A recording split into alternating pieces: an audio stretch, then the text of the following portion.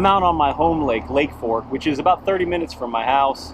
It is the week of Easter week, and there's quite a bit of traffic out on Lake Fork, like there normally is. Yesterday's fishing was sporadic. Just by the time I thought I was getting on a pattern, it would evaporate and I'd get onto something else, and I think that was the thing, and that would kind of peter out. It was a little bit schizophrenic yesterday, but for the hours that I got out there, did catch some fish, some nice ones. I'm gonna see if I can push some of those patterns today to see really just how strong some of those patterns that I uncovered yesterday are. You want to get that frog right up around the cover. Just imagine that you're trying to taunt a bass that's spawning where they'd be spawning, and you want to put that frog right up there. Got so into the frog that I missed these prime targets like this. Seems like whenever you've got some isolated cover a little bit off the bank, still in relatively shallow water, there could be some fish spawning in and around that. So it's always worth a pitch.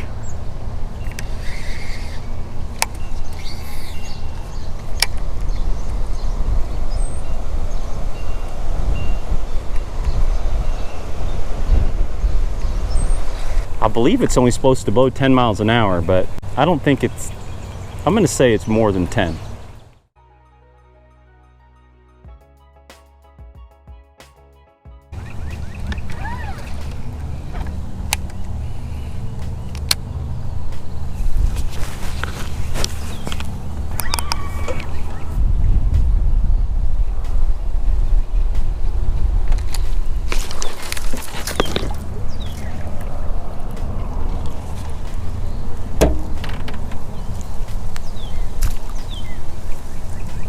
I don't know if that was a gar or a bass. I feel like it was a bass.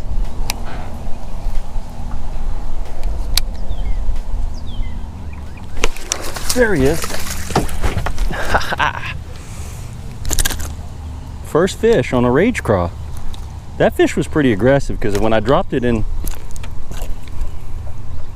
the hole, rage craw, this is green pumpkin, purple and gold. Nice fish, keeper fish. All right. Might have a female in there, back inside there. I mean, I just dropped it in the hole and he lit it up just right away. So when they're real protective like that, I always think, man, there's a female around. So let's just see, we'll drop it back in there. Taking a while to get the first bite, but we're on the board now. What I've found is on this lake is if you get one bite, you're generally getting ready to have another bite. So hoping that's the deal there. Maybe back here.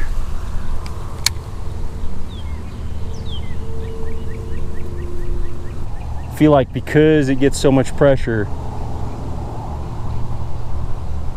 on your average day here, you have to be real close to the fish. Your presentation has to be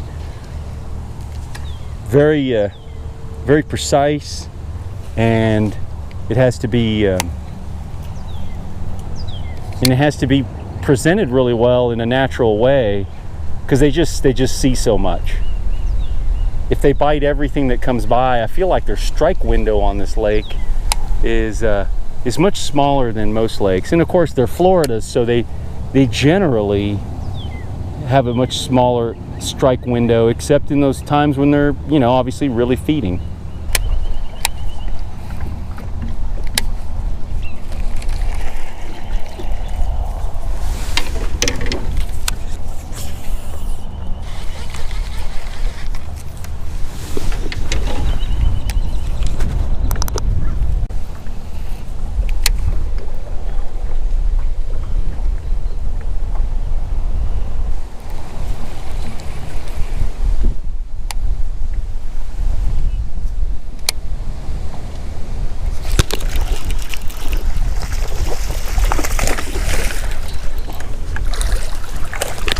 There's a good one.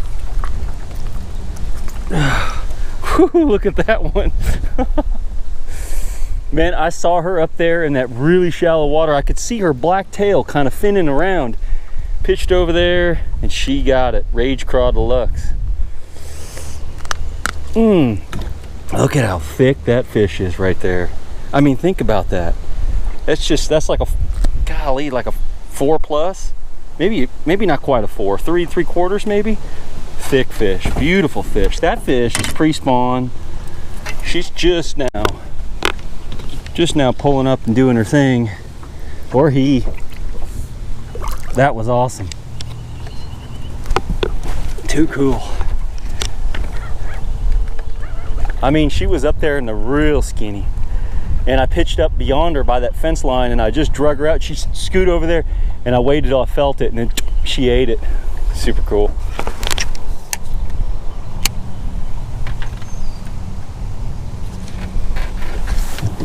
Well, that's kind of disappointing. I looked all over my boat and to my surprise, I don't have any green pumpkin purple gold left, which for this watercolor is really cool because that gold really pops in the water. But I do have candy craw. It's got some purple and some green in there. I feel like they'll eat that. I hope they'll eat that. We're about to find out.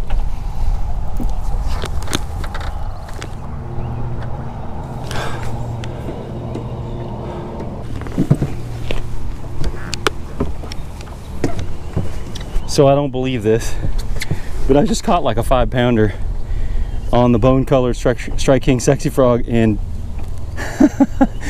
didn't even realize, like a 4+, 5-pounder.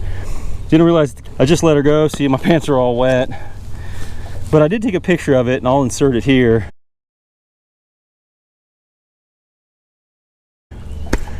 Ah, that's a bummer. Oh well, that's a real bummer. It was a super cool strike and everything. Oh well.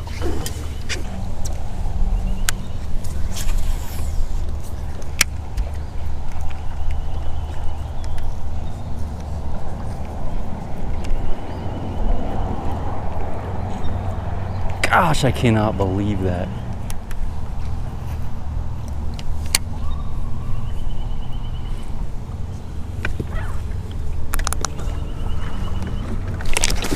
Oh, did you see that fish?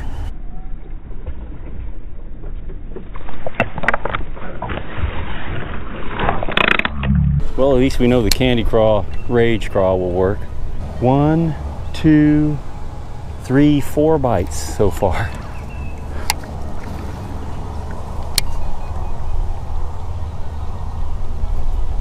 And I only have 2 on camera.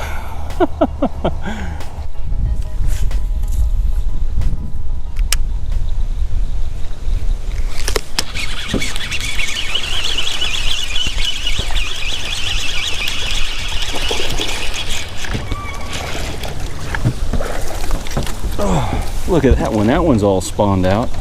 Big old head and body. On the bone color Strike King Sexy Frog. Pretty fish, big old post spawn. I mean, yeah, big old fry garter probably. Beautiful fish. Go back. Awesome. All right. That's 3 bites on the bone Sexy Frog. They seem to be wanting this guy. I like that new color. Awesome.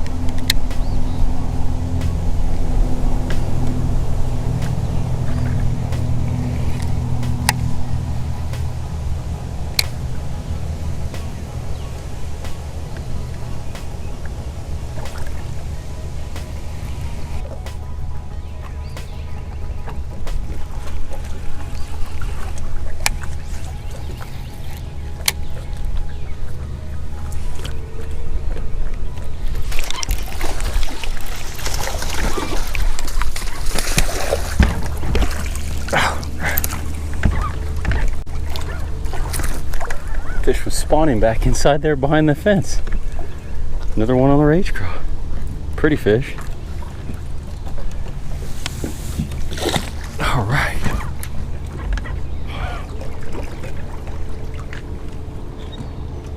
I believe that's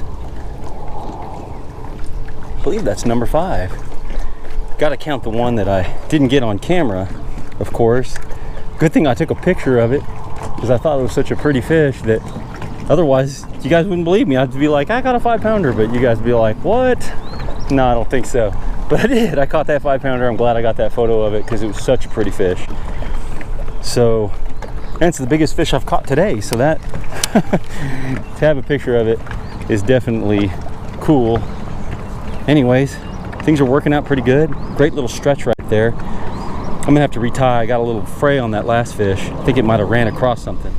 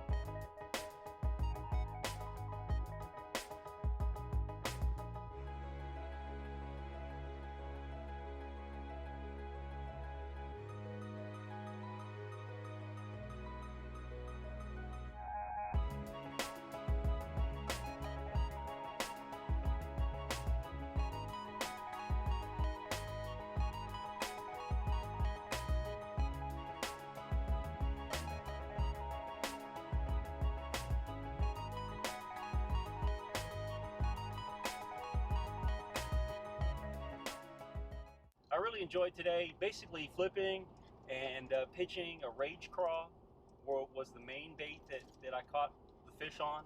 And then that new bone colored sexy frog. Those are the 2 baits that really produced today.